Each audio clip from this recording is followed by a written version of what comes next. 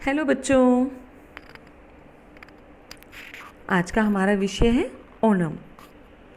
आपको पता है हम ऐसे देश में रहते हैं जहाँ हर धर्म के लोग रहते हैं, जैसे हिंदू, मुस्लिम, सिख, ईसाई। इसीलिए हमारे अपने देश को धर्मनिरपेक्ष देश भी कहा जाता है। हमारे देश में अलग अलग धर्मों के लोग तो रहते हैं और वो अलग अलग त्यौहार भी मनाते हैं और त्योहारों से जुड़ी उनकी भावनाएं। आज हम ऐसे ही एक त्यौहार के बारे में पढ़ेंगे, उस त्यौहार से जुड़ी उसकी पौराणिक कथा भी। त्यौहार का नाम है ओणम। पाठ 11, page number 65। Put your finger on first line. Bharat में विभिन्न धर्मों के लोग रहते हैं और सभी धर्मों के कुछ विशेष त्यौहार मनाए जाते हैं। इसीलिए भारत में वर्ष भर त्योहारों की चहल पहल बनी रहती है। यद्यपि धार्मिक त्यौहार किसी समुदाय या धर्म से संबंधित होते हैं, तथापि देश भर में इन्हें पूरे हर्षोल्लास के साथ मनाया जाता है। हर्षोल्लास मतलब खुशी के साथ।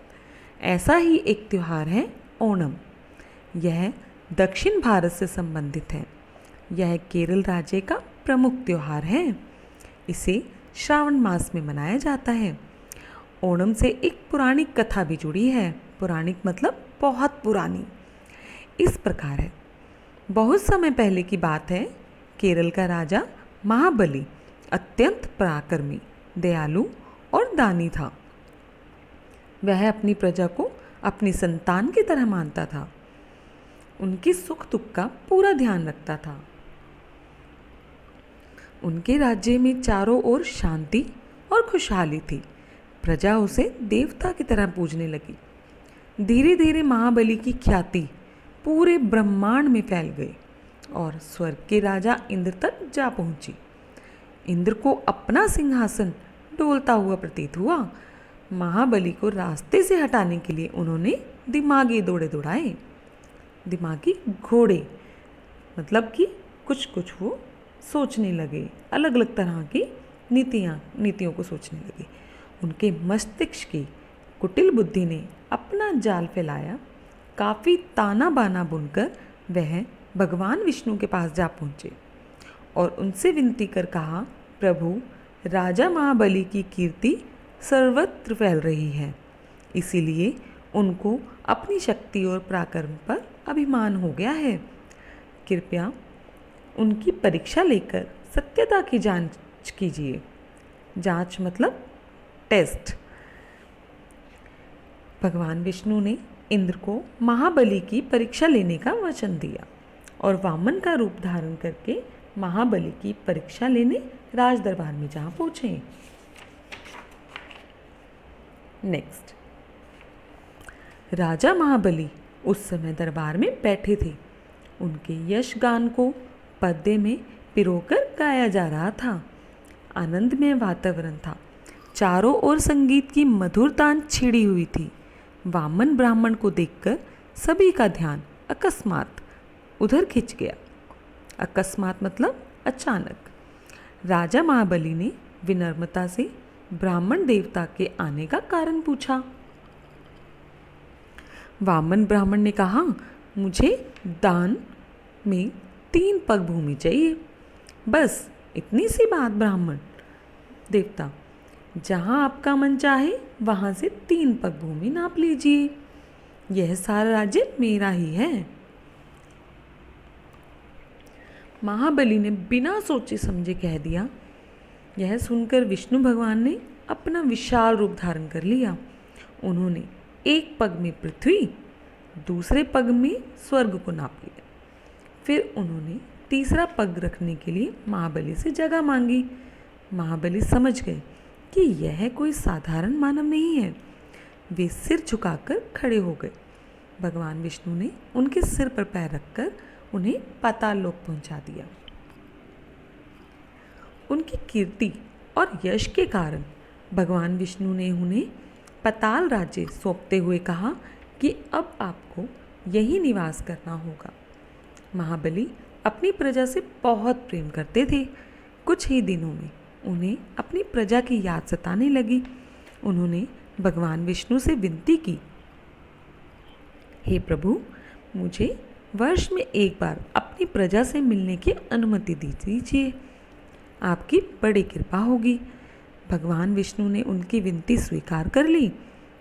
तभी से प्रतिवर्ष श्रावण मास में महाबली राजा अपनी प्रजा से मिलने के लिए केरल आते हैं। ऐसी किंवदंती है। केरलवासी अपने राजा के स्वागत के लिए प्रतिवर्ष ओणम मनाते हैं। आपको पता चला कि ओणम क्यों मनाते हैं? ओणम 5 दिनों तक मनाया जाता है। पहले दिन घर तथा आंगन को रंग बिरंगे फूलों से सजाया जाता है। विष्णु तथा महाबली की मूर्तियों को चावल के आटे और पुष्पों से सजाकर उनकी पूजा की जाती है। ओणम का दूसरा दिन बहुत ही महत्वपूर्ण माना जाता है। इसे तिरुओणम भी कहते हैं। इस दिन मध्याह्न में सामूहिक भोज का आयोजन किया जाता है। मध्याह्न मतलब दोपहर में लोग मिलकर केले के पत्तों का भोजन करते हैं। नेक्स्ट, उनके भोजन में मुख्य रूप से चावल, दाल, पापड़, सांभर, उत्पेरी क्या होते हैं? पकोड़े, और पायसम, खीर आदि व्यंजन बनाए जाते हैं। इस अवसर पर विभिन्न कार्यक्रमों का आयोजन किया जाता है। लड़कियां एवं स्त्रियां सामूहिक नृत्य करती हैं। कविता, पाठ, खेल, नृत्य एवं गायन से त्योहार का आनंद दुगना हो जाता है। इस त्योहार की मुख्य परंपरा है नौका दौड़। नौका दौड़ के बिना ओणम अधूरा सा लगता है। नदियों एवं निकटवर्ती समुद्र में नौका दौड़ का आयोजन किया जाता है, विशेषकर पंपा नदी के तट पर। कौन सी नदी के तट पर? पंपा। इस दौड़ का भव्य आयोजन देखते ही बनता है। दूर दूर के गांवों से लोग बड़ी बड़ी सर्पाकार नौकाएं लेकर पंपा नदी के तट पर पहुंचते हैं। सर्पाकार मतलब सांप के आकार की नौकाओं में गांव के सभी छोटे बड़े लोग बैठते हैं।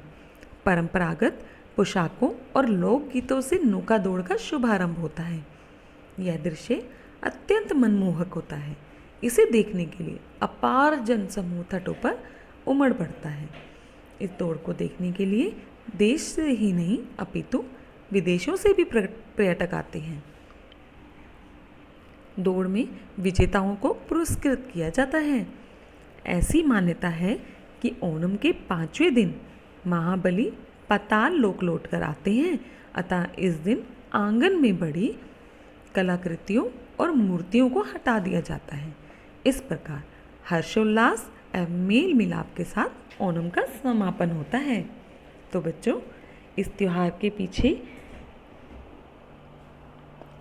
ओणम की जुड़ी कथा आपको कैसा लगा पढ़कर? इसी तरह से हमारे देश में जितने भी त्यौहार मनाए जाते हैं, उन हर त्यौहार के पीछे कोई ना कोई ऐसी कहानी है जिसके कारण हम वो त्यौहार मनाते हैं। कैसा लगा आपको ये जानकर? अच्छा लगा?